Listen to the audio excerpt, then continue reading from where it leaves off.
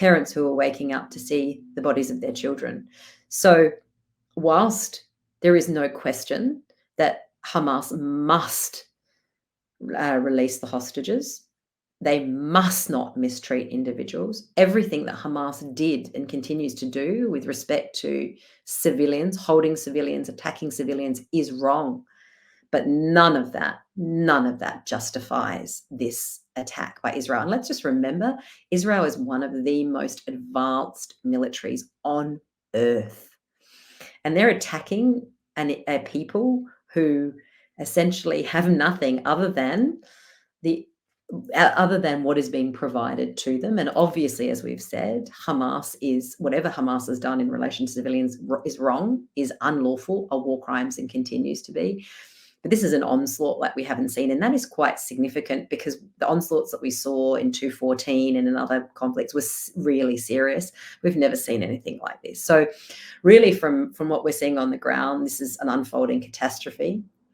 The likely continuation of atrocities. And we're saying to states that it's just not good enough. Biden's remarks are not good enough. Sunak's remarks are not good enough. If you care about civilians, as you say you do, what you're doing and saying is just not sufficient. And history will remember you for this.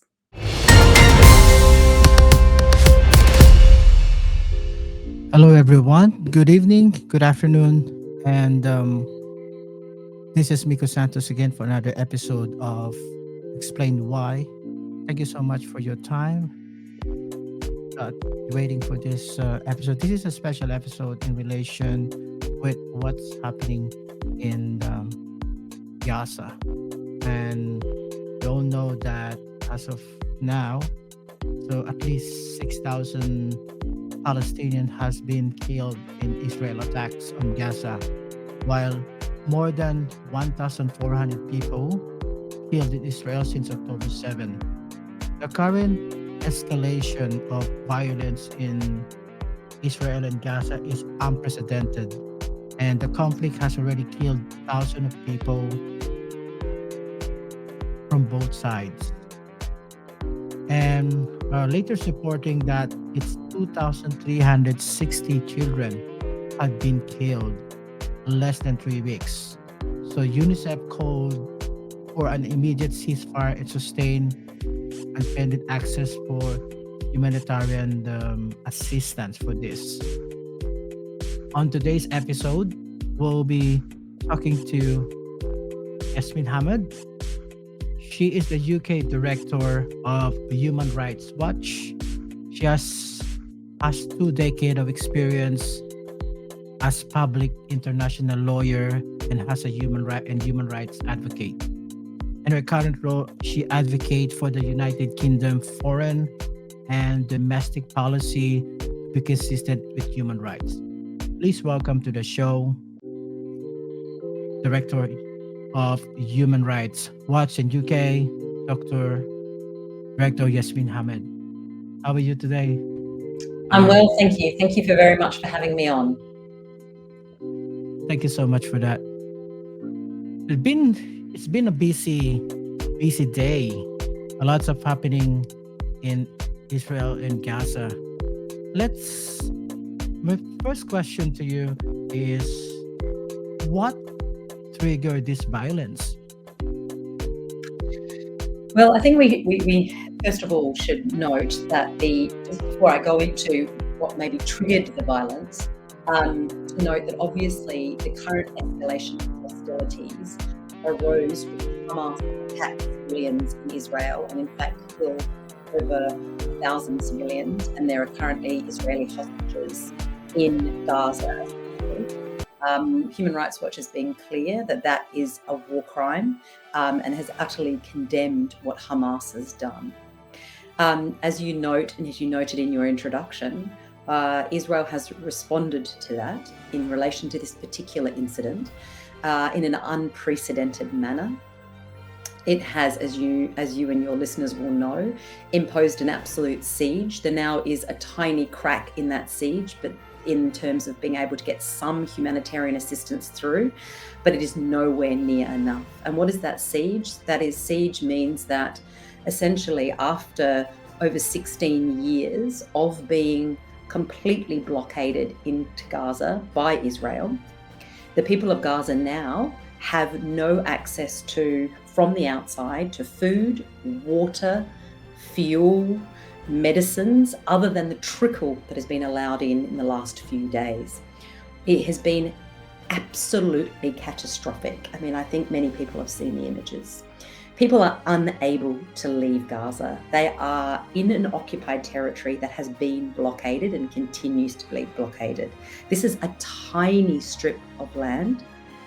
And we have been very clear that Israel, both as an occupying power, because it occupies the Palestinian territories, including the West Bank and Gaza, has a responsibility towards those it occupies. And it certainly cannot be doing this. And we've been very clear that what it has been doing in the siege is a form of collective punishment of the people in the Gaza Strip, which is a war crime.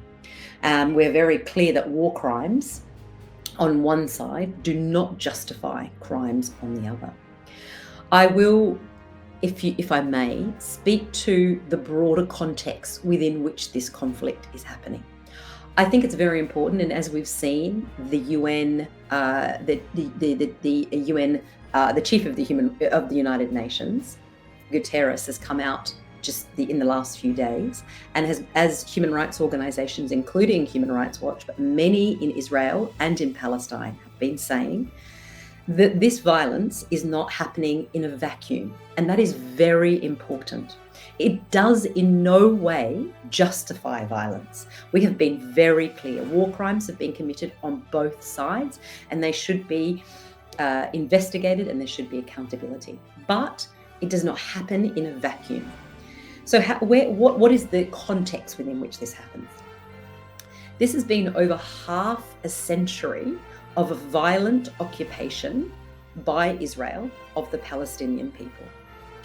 It's an occupation which Human Rights Watch came out in 2021 and made a clear determination, which reflects what Amnesty International has said and many organizations on the ground, Israeli human rights organizations and Palestinian human rights organizations, that in fact amounts to the crime against humanity of apartheid and persecution. And what that means essentially is that Israel has a policy, a government policy, to ensure that the Jewish people in Israel and the occupied Palestinian territories dominate over the Palestinians. And the way that's given effect to, and that's in a multiplicity of statements by the Israeli government, and that's given effect to in numerous ways, in this complete suppression of civil and political rights of Palestinians, in the enlarging, we've seen that even in the last couple of weeks since this in the context of this current escalation, the enlarging of settlements, which is unlawful under international law, where Israel has been pushing settlements into the tiny area that the Palestinians now have in the occupied territories, are now being diminished by virtue of being kicked off that land by settlers from Israel, which in itself is a war crime as well. So what we have seen is decades, over half a century, of suppression, of violent suppression of Palestinians, including the denial of the right to return of refugees who in 1947 and in the 60s were Palestinians who were pushed off their land and who have continually been denied the right to return. And it should be noted that in Gaza, over 70% of the people in Gaza are refugees from being kicked off by Israel, from being expelled by Israel, and have not been able to return to their land. So I think it's very, very important to, in principle, absolutely say, and we say very clearly, that nothing justifies violence against civilians, absolutely nothing. But this has not happened in a vacuum. And why that's so important, I would say, is because for all the talk of peace, and we have every single politician we have heard to date, has talked about the imperative to revive the peace process, for there to be peace so that civilians do not continue to suffer. There can never, ever be peace without human rights. There cannot be peace when a people are subjected to a system of apartheid. If countries like the US, the UK, and Australia are in fact concerned about peace, as they say they are, then they should be looking very clearly, first of all, obviously condemning the acts that have happened in the last few weeks, but looking at the systemic oppression that Palestinians have been living under. Can you explain to us what is the legal frameworks and ways that the parties can be held responsible for violating human rights during these conflicts? Sure. So there are two bodies of law which apply more generally, and particularly in times of conflict and occupation. So first I'll talk to you about the situation that applies when hostilities don't rise to the level, haven't risen to the level where we've seen now. And that I'll talk about that. But I'd like to speak first of all about the situation that exists just on an ongoing basis in Israel and the occupied Palestinian territories. By virtue of being an occupying power, Israel has obligations under a body of law called international humanitarian law. They also have obligations under international human rights law. So there's two bodies of law. So that applies when they are, and all of the actions that they do, Israel does, within Israel proper, within the Green Line, as well as within the occupied territories. So what we've seen, for example, is the movement of their population, of the Israeli population, into the occupied Palestinian territories, and thus displacing Palestinians from their land. And that we see that happening through for the expansion of settlements, which have continued and expanded in the occupied Palestinian territories, which means that Palestinians are displaced off their land. That in of itself is in fact a violation of this body called international humanitarian law, and in fact amounts to a war crime. There are also human rights obligations that exist, as well as IHL obligations, international humanitarian obligations, that apply to how you treat people who are under occupation. So we've seen in Israel, in the occupied Palestinian territories, for example, many Palestinians have been killed, have been indefinitely detained. Many of them have been detained under administrative detention, where there have been no charges laid against them, where they're indefinitely detained. We've seen activists, human rights activists, media, other people detained without even having a charge against them. So what we know is there's been a wholesale suppression of human rights of Palestinian people, as well as violations of international humanitarian law, which have been happening persistently against the Palestinian people. I'll then move from so this law continues to apply. But when we then rise to a level of conflict, as we have seen in the last 2 weeks, and that periodically applies, international humanitarian law continues to apply, but there are other rules that will be very relevant to deciding the legality of what happens. So international humanitarian law applies to what is happening in Gaza, and certainly also applies to what Hamas did in Israel. And those laws are relatively clear. The international humanitarian law, the basis of that law, says that war and violence does happen and can happen, but should be restricted to those that are actively participating in hostilities or are part of the armed forces, or where there is legitimate military targets. Essentially, violence should be against the military, against each other. It should not impact civilians or unduly and indiscriminately or disproportionately impact civilians. That is really the fundamental premise of international humanitarian law. So what does it say, and what's relevant to the current conflict? So first of all, as an occupying power under international humanitarian law, Israel has an obligation, because it occupies Gaza, and in fact has blockaded Gaza, which is unlawful, has an obligation to ensure the welfare of people that are within its occupied territories.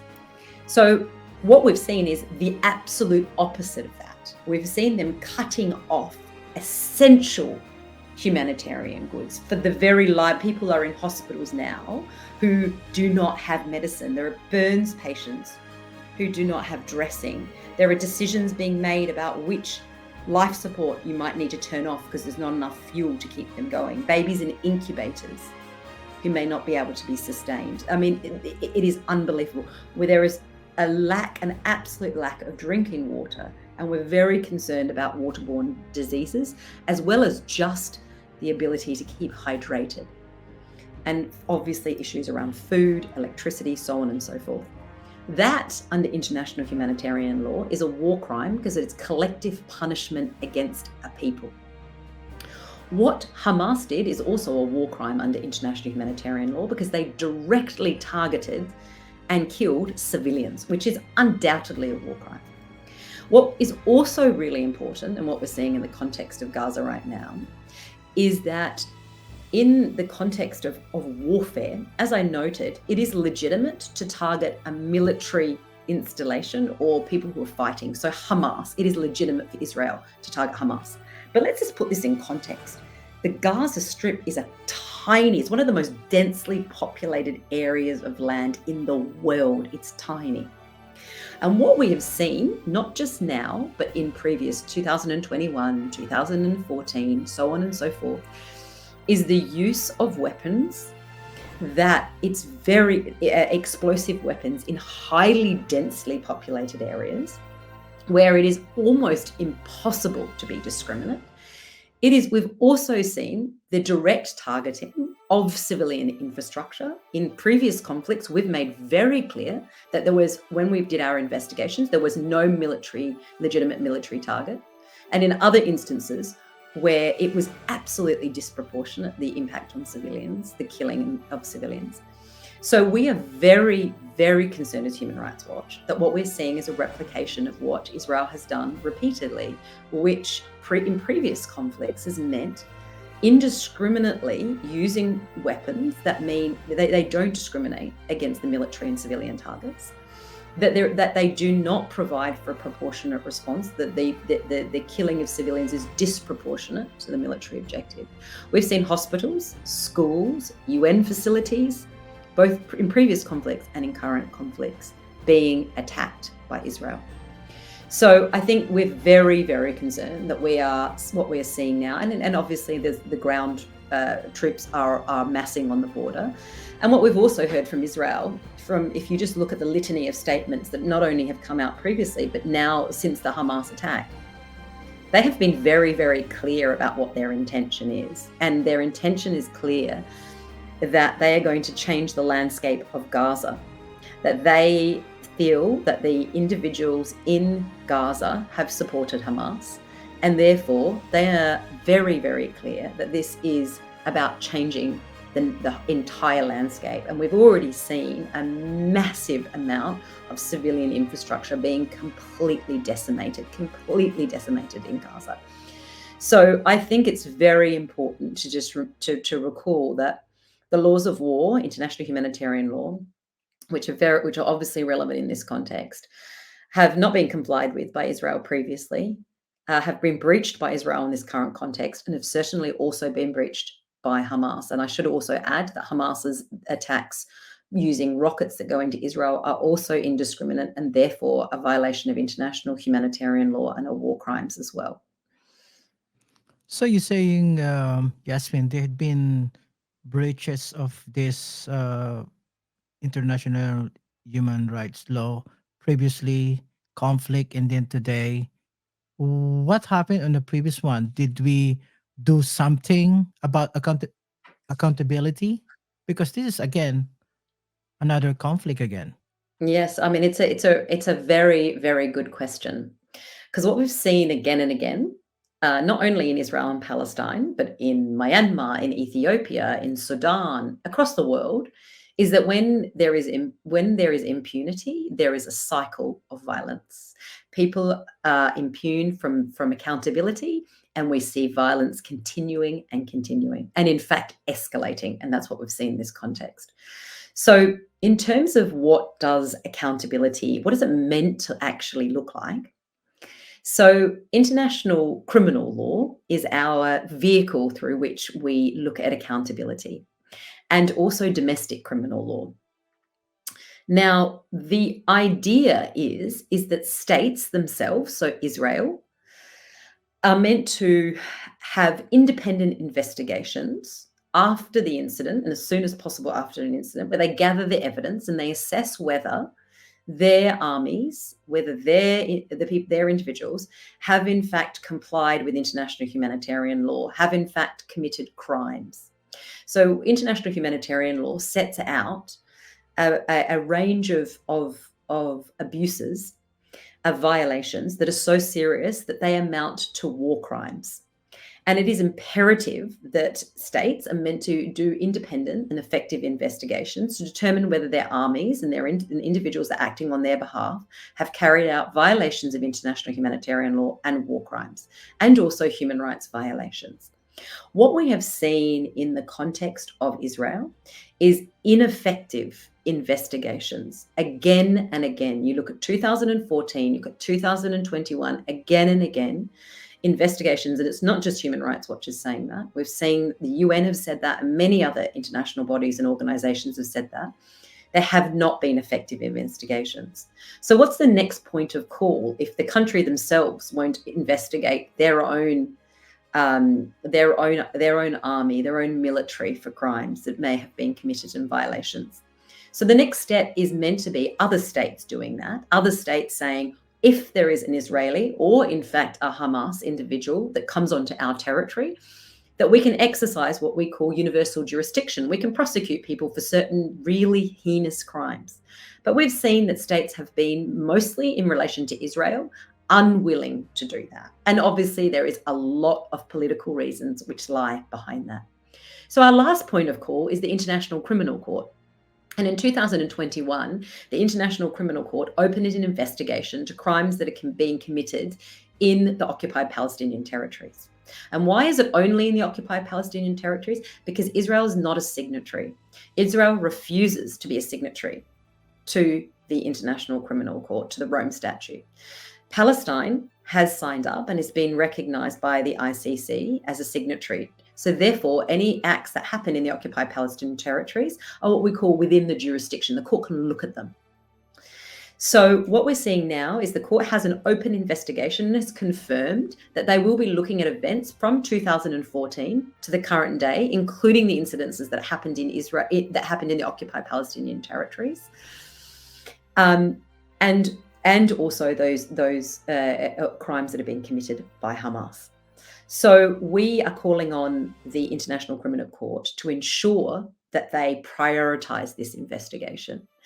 It will then be obviously difficult because in order for individuals to be sent to the International Criminal Court for any prosecutions, Israel would have to hand over those individuals unless they were handed over in some other way. So we know that Israel has tried to block any investigations by the ICC, and we also know that the UK, for example, the US, who is also not a signatory, have also tried to undermine those investigations and accountability. So again, what I would say is that we have set up as an international community structures, laws to provide for accountability, but if states are not willing to get behind them, if they put politics and their own interests before accountability, before human rights, before international humanitarian law, then we are not going to see accountability and we will see violence continuing. And so really what it says to me is that when governments speak about peace, they speak in absolute hollow terms, because there is no peace without accountability. There is no peace without human rights. And if they continue to block accountability, then they are not talking legitimately about peace. Well, very well said. So, aside from being, because how hard as a human rights organization, like Human Rights Watch, to documented this violation and give that to the authority, proper authority? Yeah, so we use a range of methods to document crimes and violations of international humanitarian law and international human rights law. So obviously we where possible, we will be on the ground doing research with individuals on the ground, and we're doing that in the current context. We also obviously speak to individuals through other means as well. When we can't be there on the ground, we will talk to a range of individuals. We always seek, obviously, to collaborate any allegations that we hear, any evidence that we gather. So we will do, like we have in all other conflicts, we will speak to people who are on the ground. We obviously also speak to authorities to get their side of what happened and what the situation is. We also increasingly use open source material as well, including satellite imagery and other open source material that's available to us to assess and analyze. So, for example, we issued a press release, I think it was in the form of a press release, it would have been about a week ago now, that we verified the use by Israel of white phosphorus.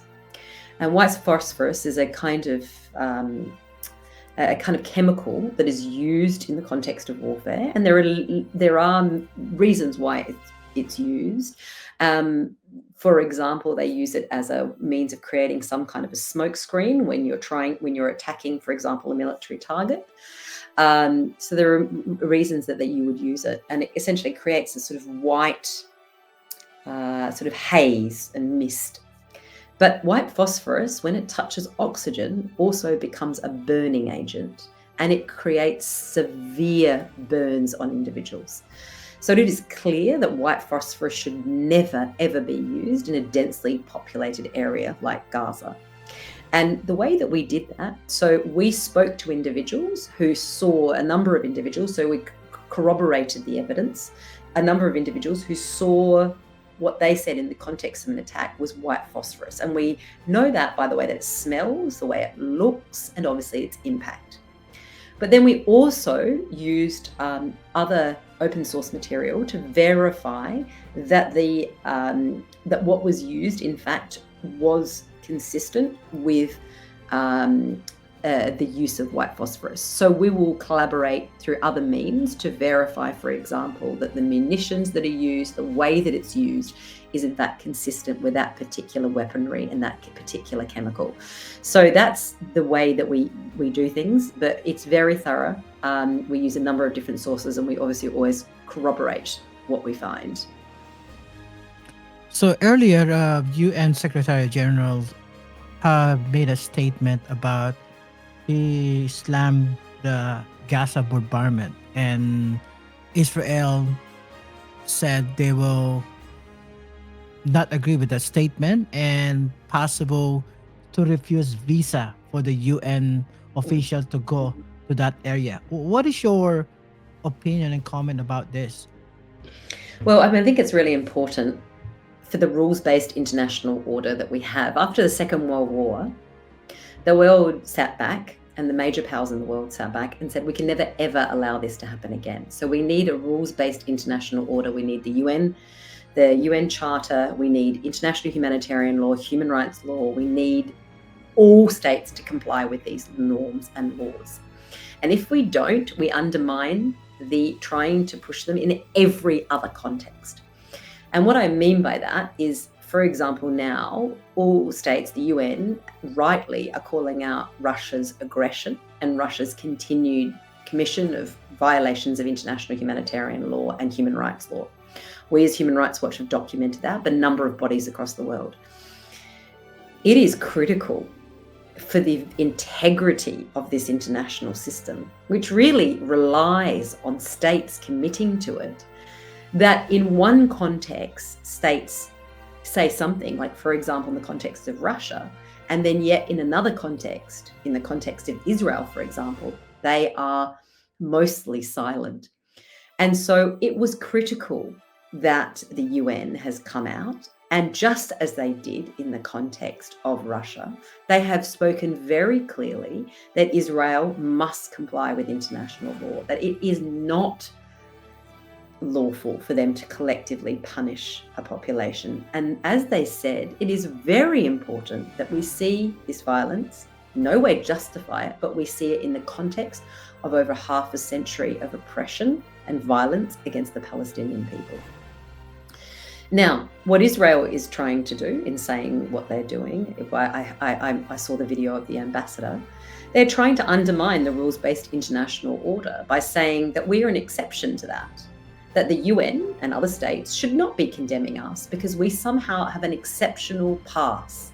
And what I would say to that, it is critical that the UN and other states say that no one has a pass, because once one state has a pass, then everyone gets a pass and the integrity of the international rules-based order crumbles. So really, and to be honest, this is not the first time that Israel has done that. Israel has refused to allow the UN, for example, in previous conflicts, the UN Human Rights Council established commissions of inquiry into so that they would investigate what happened in the previous context of violence in Gaza.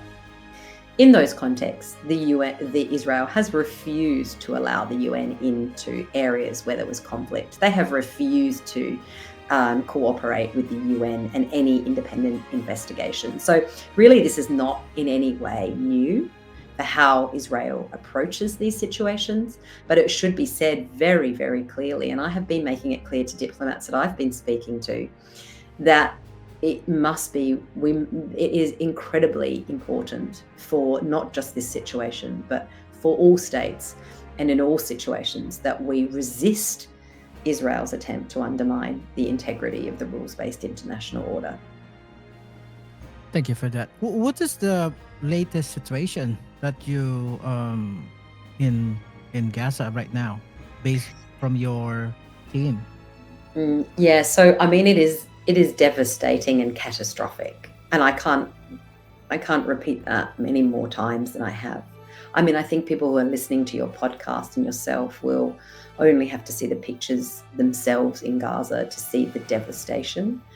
Over 6,000 civilians are now dead, a quarter of whom are children. We are going to see that rise. And let's just be clear, that's 6,000 civilians dead in a number of days. That will increase, particularly as the bombardments increase. We're also seeing, as we've noted, an absolute catastrophic situation from a humanitarian perspective. There is just not enough hospitals, just infrastructure now, given that hospitals have been bombed, to in fact treat patients. They're having to push people away. Even the individuals who get in to be treated do not have anesthetics, medicine. We said there's no fuel. So there is a very serious danger of life support, of incubators, of all of the machinery that's necessary to keep people alive. There's very real risk of that running out. So just from a medical perspective, it is an absolute catastrophe what we're seeing, and it is going to continue. It's atrocities. There's no question that this is atrocities. Then we're seeing a shortage of water. And again, that relates not only to hydration, but we're also seeing the possibility of waterborne diseases because there's not desalination because of the fact that there's no fuel going in.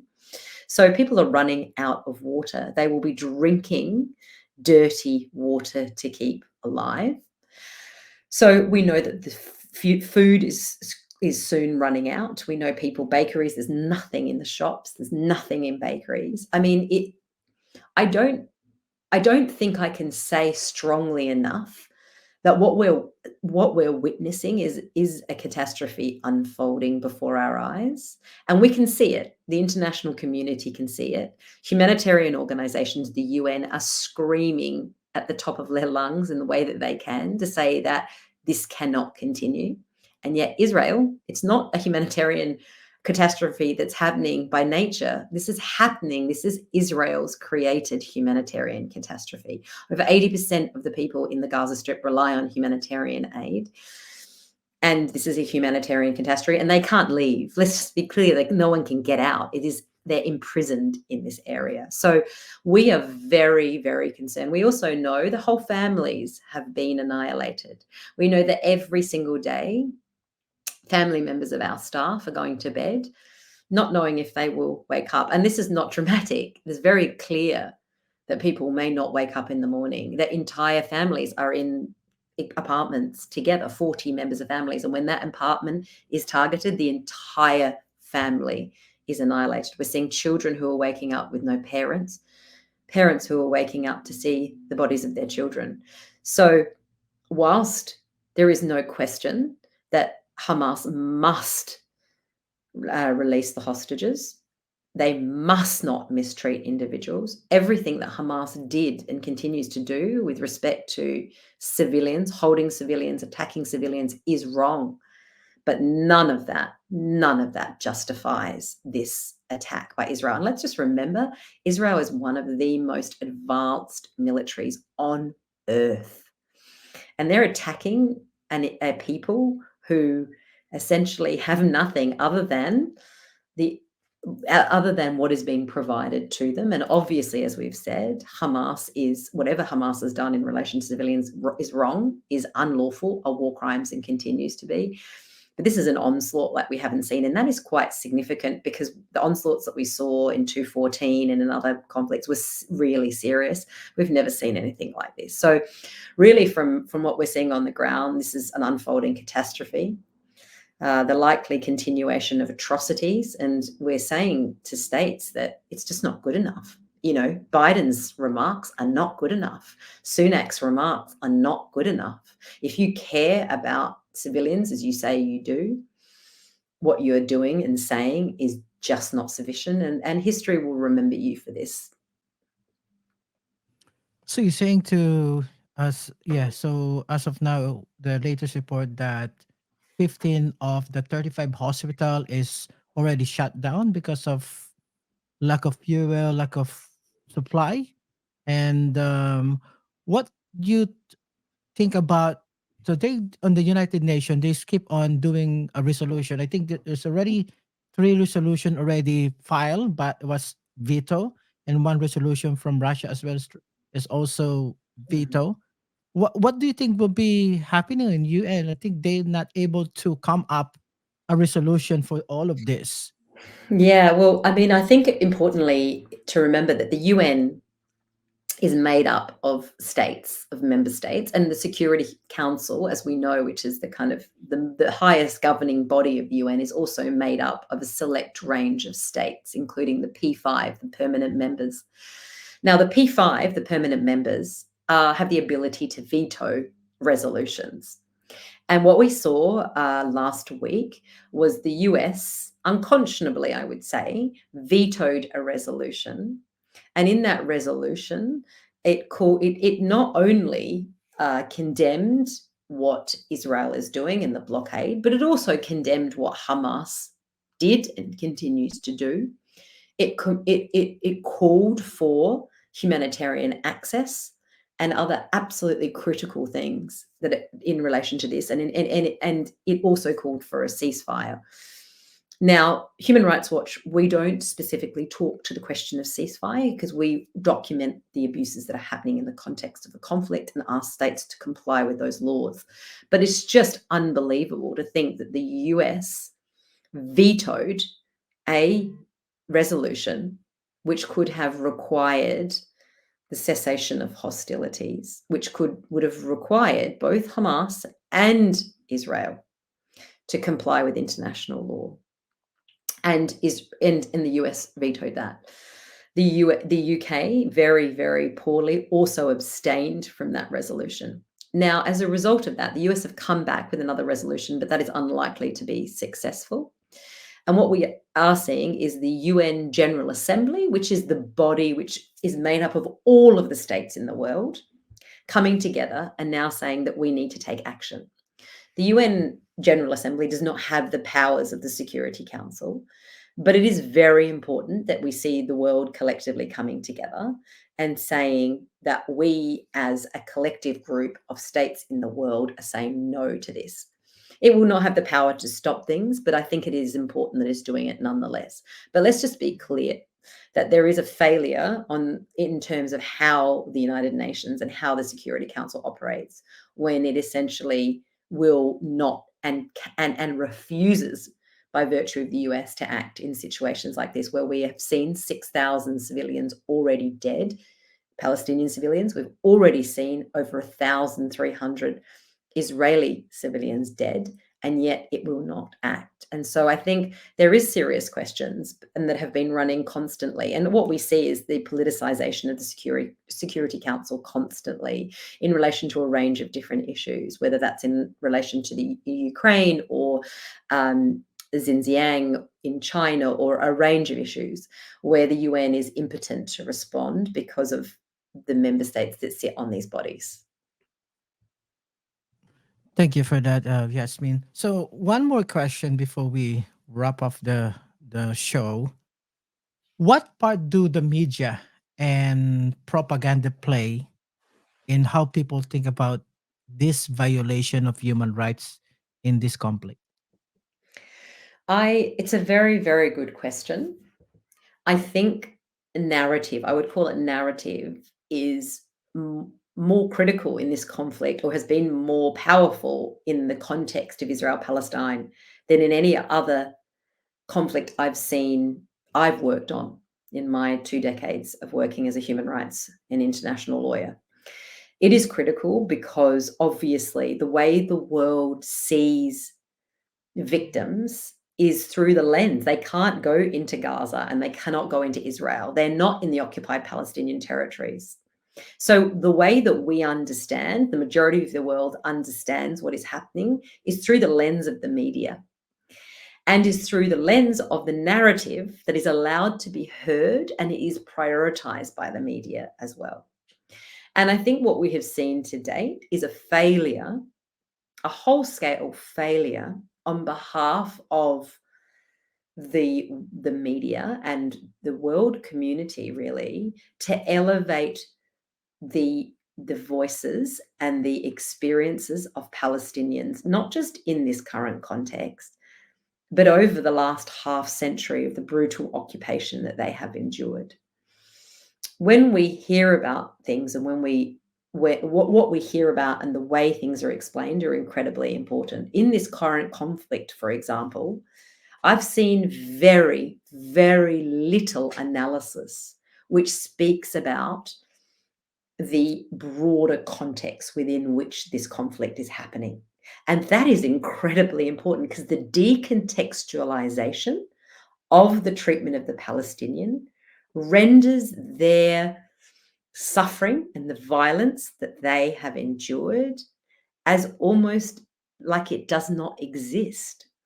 And what it does mean is that this is seen out of context. This is seen as something that's just arisen, whereas that's not the case. So I think it is very important that the media and that the general community, whilst we absolutely have to speak to the facts that are happening on the ground as we speak, and I think it's incredibly important that we're seeing what's happening in Gaza now and that we continue to focus, because it's not just the massacre that had happened against Israeli civilians, but it's the continued holding of hostages unlawfully as a war crime by Hamas now.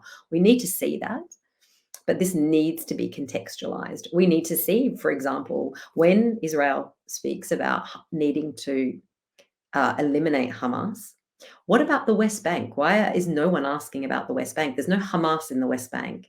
And yet we're still seeing unprecedented levels of violence against Palestinians in the West Bank. We've seen levels of violence since the beginning of this year that are unprecedented in the West Bank against Palestinians. We're seeing hundreds of Palestinians who are unlawfully or who are indefinitely detained by Israel in the West Bank. We're seeing the increasing of settlements in the West Bank in the time that this conflict has, this current escalation has happened. We've seen expansion of settlements in Palestinian territories by Israeli settlers, and which is supported by violent expansion supported by the Israeli government. That needs to be part of this story. It is really critical. And why I say it needs to be part of the story more than anything, it's not to say one victim is more important than the other. This is absolutely not the case. But why it's important is because we will never be able to find a way to peace. We will never be able to find a way to moving forward from this unacceptable situation until we see the whole picture. And I think it's very critical that the media plays a part in ensuring that that picture is seen. Parting word, Yasmin, before we close our show. Just the parting word from me is thank you very much for providing the ability for us to speak about this issue.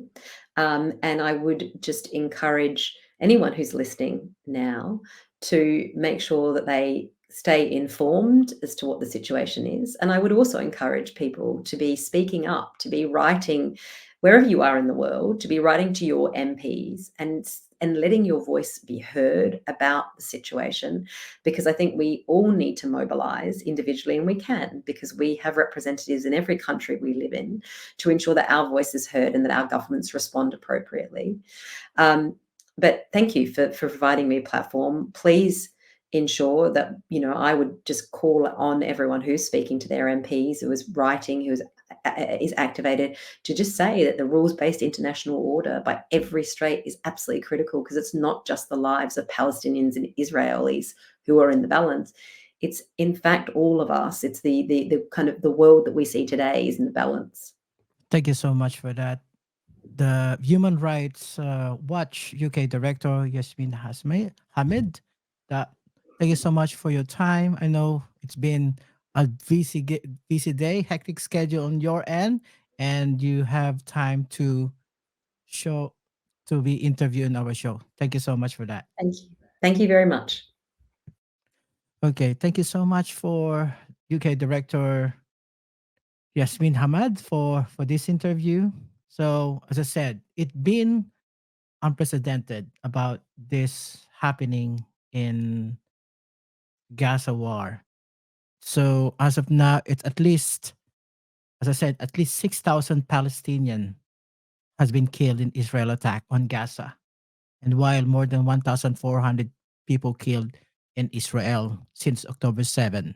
And Qatar also now negotiation ongoing with Hamas to free more captives and appeal for grow for a humanitarian post to allow delivery of emergency supplies in Gaza amid Israel bombardment.